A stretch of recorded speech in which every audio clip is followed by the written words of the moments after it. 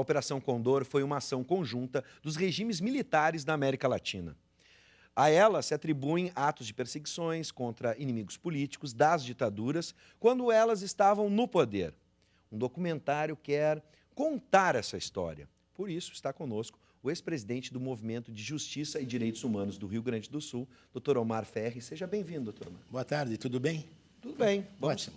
tratar de um assunto que vide a última semana, por exemplo, com pessoas invadindo o Congresso Nacional, pedindo intervenção militar.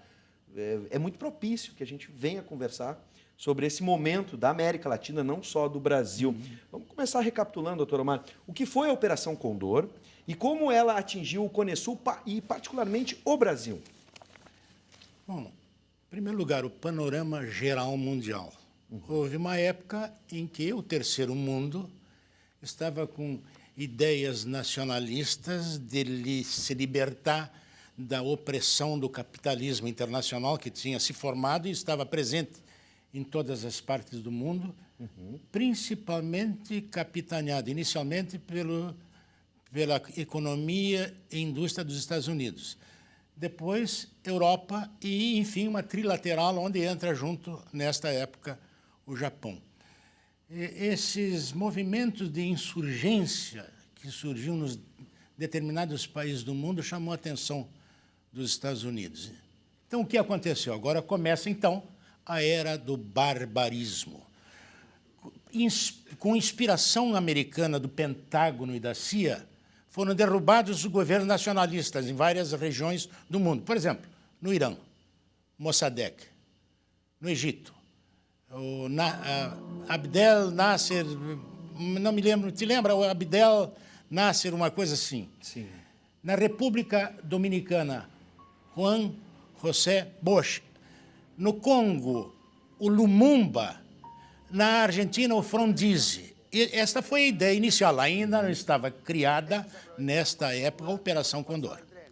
A Operação Condor nasce como uma espécie de solução para os problemas de contra-insurgência, exatamente aqueles nascidos na América Latina, América do Sul, América Central, que na época era considerado como uma espécie de quintal dos Estados Unidos. O interesse dos Estados Unidos era a hegemonia econômica e industrial. Esses movimentos de insurgência, de nacionalismo, da luta pela liberdade econômica, pela democracia social, chamaram também a atenção dos Estados Unidos, porque eles estavam se verificando de modo especial na América Latina. Houve um movimento dos tupamaros, os movimentos dos montoneiros, movimentos na Colômbia, o exército da Colômbia, o Sendero Luminoso, e vários desses movimentos também atraíram a atenção do Pentágono e da CIA e deliberaram em arregaçar as mangas e terminar com esse sentimento revolucionário de libertação social. Então, o que fizeram aqui? Ainda não entra a Operação Condor, ou ela concomitante entra aí. Por exemplo, em 1964, por inspiração americana, aqui estavam o Lincoln Gordon, que era o embaixador americano, e o general Walters, não me lembro o nome todo dele, que tramaram com o Pentágono, assim, uma espécie de operação conjunta para garantir o golpe que eles estavam inspirando para derrubar o Jango aqui no Brasil. Para isso, colocaram nas costas do Estado do Espírito Santo uma operação militar naval chamada ou denominada Brother Sam, capitaneada por um porta-aviões chamado Forrestal, com vários cruzadores e navios de guerra, etc., mas com munições, com petróleo, com armas para garantir o golpe que estava sendo tramado. Com isto, todos nós já sabemos o que aconteceu no Brasil. Derrubaram, portanto, em 1964 o Jango aqui. O Brasil, no tabuleiro da América Latina, ele era o principal personagem, o principal país. Sim. Não era possível tramar esses movimentos em outros países sem primeiro derrubar o Jango aqui. Sim. Então, o que aconteceu? Derrubaram o Jango em 64 no Brasil. Derrubaram o Allende em 73 na Bolívia, no Chile. Derrubaram o Juan José Torres em 1973 na Bolívia. Depois mataram, assassinaram ele aí em Buenos Aires. Aí já entrou a Operação Condor nesse assassinato. Derrubaram Isabelita, derrubaram ainda o Bordaberry, não derrubaram o Bordaberry. Houve um autogolpe no Uruguai e o Bordaberry foi o principal personagem civil que estabeleceu a ditadura no Uruguai. E depois do Bordaberry derrubaram a Isabelita Perón na Argentina. Então, esse foi o primeiro dos atos importantes que ocorreram aqui para, digamos assim, submeter os nossos países ao interesse da estratégia política e social dos Estados Unidos. Bom, brilhante aula de história, recapitulando aqui, doutor Omar, mas, resumidamente, né, a gente pode dizer que foram uma estratégia americana, uma estratégia imperialista americana, movimentando a América Latina de acordo com os seus interesses e, obviamente, interferindo na soberania de cada país. Exatamente. Né? Agora, o documentário, a gente acabou de assistir algumas imagens, né? Ele se centra mais nos casos uruguaios, mas é possível fazer uma conexão dos países? Aqui a gente fez uma conexão, por exemplo, quando disse que o Brasil era importantíssimo na estratégia na América Latina, especialmente na América do Sul, referente aos outros países, né? Por exemplo, mas práticas de tortura, né? Dá para a gente, eram semelhantes? Dá para a gente estabelecer alguns links ou outras relações? Sim, houve torturas disseminadas pelos países do Cone Sul da América Latina: Chile, Bolívia, Uruguai, Argentina e Brasil. Aqui no Brasil se matou, se torturou. Eu acho que morreram 300 ou 400 pessoas na base da perseguição do Estado militar brasileiro. Mas se torturou muito na Argentina. Entre mortos e desaparecidos, foram na Argentina 30 mil pessoas. E muitas vezes eles botavam esses tais de terroristas, entre aspas, subversivos, que na realidade eram perseguidos pelo Estado militar. Eles botavam dentro de aviões na Argentina e jogavam no Rio da Prata. No Chile foi uma verdadeira chacina, um barbarismo e uma desonestidade total, uma desonra total em matéria de torturas, desaparecimentos, de assassinatos que ocorreram lá. Isto se disseminou em todos os países do Cone Sul da América Latina. Por exemplo, Uruguai, em cada 500 habitantes do Uruguai estava preso. Eram presos, as torturas no Uruguai foram terríveis. Eu falei com a Flávia Schilling, quando ela veio do Uruguai para cá, ela me contou o que faziam com aqueles chupadeiros da Argentina e aquelas prisões uruguaias, enterravam os caras, se viciavam, faziam de tudo. Numa ocasião, falando com a Lilian Siliberti, ela disse para mim, que foi sequestrada aqui no Rio Grande do Sul, ela disse para mim: Ferri, tu não pode imaginar a tortura, que é aquela tortura moral, que desmontam a gente. Uma delas, a pior de todas, que não me deixava dormir, me dava uma angústia, uma dor terrível, insuportável, pois eles botavam dentro da cela onde ela estava, numa divisa contra um rádio. Este rádio sintonizava entre duas estações. Então era um ruído que era de uma estação e era da outra estação, não tinha música, ninguém falava nem nada.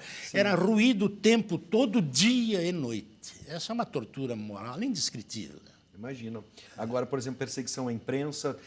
A gente pode imaginar que dentro dessa estratégia da Operação Condor existia uma prática comum entre todos eles e orientações comuns partindo dos Estados Unidos para cada ditadura, por exemplo? Sim. Olha, essa Operação Condor, veja o que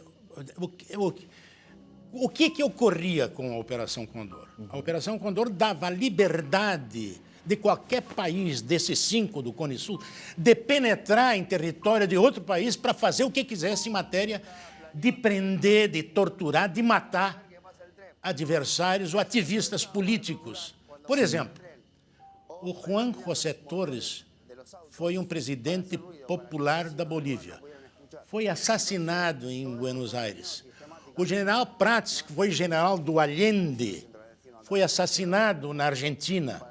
E o Orlando Letelier foi assassinado e que foi uma pessoa de alta confiança do Allende e criticou o ditador do Chile, o Pinochet. Sim. O Pinochet resolveu eliminá-lo. Sim. Então armou uma jogada com um tal de Contreras Rodrigues do Chile, mas especialistas em estouro de minas cubanos e a orientação da CIA e do Pentágono dos Estados Unidos. Orientação do Pentágono. Claro. Explodiram o carro do Letelier em Washington. Agora, um detalhe, tá? Comparando agora os outros países no momento em que vivemos, ou um momento mais recente. O Brasil, né, ele deu atenção, nesse caso, especialmente aos torturadores, comparado, por exemplo, à Argentina, que foi a fundo. Sim, né, claro. e tocou nas feridas. A gente pode comparar? O Brasil está atrasado nesse aspecto, por exemplo? Não. Um pouco praticou? Olha, havia um coronel aviador aqui em Porto Alegre, ele foi o autor do hino da cidade de Porto Alegre, se chamava Breno Outeiral. Esse coronel viajava para os Estados Unidos para trazer aviões que o Brasil adquiria lá, e foi um coronel Breno Outeiral. Foi completamente favorável ao golpe militar de 64. Mas depois ele era do grupo do Brossard, etc., ele foi vendo que transformaram o Brasil numa ditadura militar. E eu conversei com ele muitas vezes na praia e disse: Ferri, qual é a diferença? A mesma pergunta que você me fez agora. Se o Brasil foi atrás da justiça. No Brasil, temos que reconhecer que não houve torturas iguais ou idênticas às torturas massivas e os assassinatos ocorridos na Argentina. Foi mais leve. Mas por que não tem termo de comparação? Na Argentina mataram milhares de mulheres grávidas, roubaram seus filhos para entregar para militares ou personalidades ligadas à ditadura argentina. O mesmo ocorreu no Chile. Quer dizer, quando se mata uma mãe grávida para roubar uma criança, isso é indescritível. Mas houve tortura aqui no Houve Brasil. tortura, evidentemente. Houve tortura, houve assassinato. Aquele Vladimir Herzog, colega teu, jornalista, foi assassinado. O Manuel Fiel Filho era operário, foi assassinado. Muitos foram assassinados. Muitos foram desaparecidos. E a gente conseguiu justiça aqui no Brasil? A gente foi? Muito pouco. Muito Aí pouco. que eu entro na história. Pois é. Com base na Operação Condor, o organismo coordenador de atividades subversivas, subversivas no Uruguai, um órgão da Instituição de Contra-Informações do Exército Uruguaio, deliberou em vir aqui no Brasil para sequestrar Lilian Siliberti e Universindo Dias. Qual era o crime deles? Era informar os jornais brasileiros, principalmente a revista Veja, que o Uruguai deixou de ser a Suíça da América Latina para se transformar na Suíça sangrenta. E contavam todos os episódios escabrosos da ditadura uruguaia. Então, um coronel Castilho de Armas telefonou para cá. Meu Deus do céu. Eu vou ter que dar um nome aqui que deveria ser enterrado a milhões de metros de profundidade, num magma de um vulcão, para nunca mais aparecer, nem ele, nem a imagem dele, nem a lembrança dele. O Castilho de Armas telefonou para o coronel Carlos Alberto Brilhante Ustra, um dos personagens mais famosos desse país. E que foi citado recentemente em um período histórico, um momento histórico do nosso Brasil, que foi o processo de impeachment no Congresso. Bom, infelizmente, olha, a aula é fantástica com o doutor Omar. Mas que vergonha isso, não, o cara com dá certeza, vivas não tenha a um dúvida. torturador. Agora, só tem uma coisa. Muita gente, meus amigos, hoje, Eu não tenho hoje nada contra o Exército. Sim. Eu tive contra aquele Exército que pela Constituição, deveria ser solidário ao governo legitimamente constituído e deu um golpe militar. Sim. Bom, então eu ataquei o Exército naquela época e eu não achava justo o que eles fizeram. Foi um ato de iniquidade. Mas o que eles dizem? Ah, mas eles mataram muitos do nosso também, terrorista e subversivo e gente que queria derrubar o governo. Mas eu pergunto, se não é viável, se não é lícito, se não nasce dentro do coração do humanismo das pessoas, que a gente se una para lutar contra uma ditadura e de iniquidade social. É uma obrigação social de todos. Você deve ter lutado, eu lutei, né? Então, com este sequestro da Lilian e do Universindo, a pergunta que você perguntou se houve alguma resultante de punição, alguma coisa assim. Nós fomos buscar justiça no Brasil. Buscar justiça. Eu busquei a justiça. Primeiro, eu ajuizei uma representação. Engavetaram tudo, disseram que não houve crime nem nada, etc., mas houve um processo contra o Selig, sim, contra o Didi Pedalada, contra o João Augusto da Rosa e contra um tal de Kepler, cujo primeiro nome, Klepper, eu não me lembro mais. Só foi condenado o Didi Pedalada, mas houve uma condenação. E depois ajuizei uma ação de indenização por perdas e danos e a justiça brasileira concedeu esta indenização. Então, isso explodiu na América Latina, por quê? Porque foi a primeira vez que, através de uma decisão judicial de um órgão da justiça de um desses países do Cone Sul, que comprovou, através de uma ação, que houve o crime. Doutor Omar, eu vou ter que, infelizmente, o programa não vai comportar tanta história, tanto conhecimento, mas eu vou deixar a dica. Está aqui, a gente botou na tela, né? Operação Condor. Vou pedir para a produção me lembrar aqui. Está disponível para quem estiver interessado. Vai ser lançado no dia 22 de novembro, na sala Paulo Amorim, na Casa de Cultura Mário Quintana. Tu me dá 3 segundos? Por favor. Depois, o governo brasileiro reconheceu a existência desse sequestro. Vou ler 4 linhas.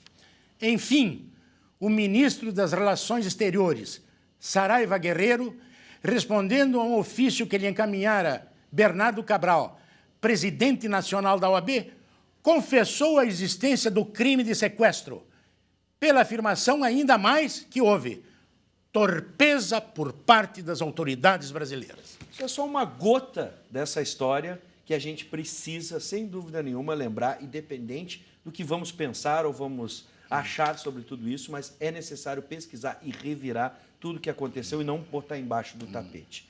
Parabéns pelo trabalho. Muito obrigado. Muito obrigado pela aula, doutor Omar. Aí. Quero lembrar que é na Casa de Cultura Mário Quintana, se você estiver interessado, por favor, entre na programação e vá conferir. A gente precisa relembrar essa história.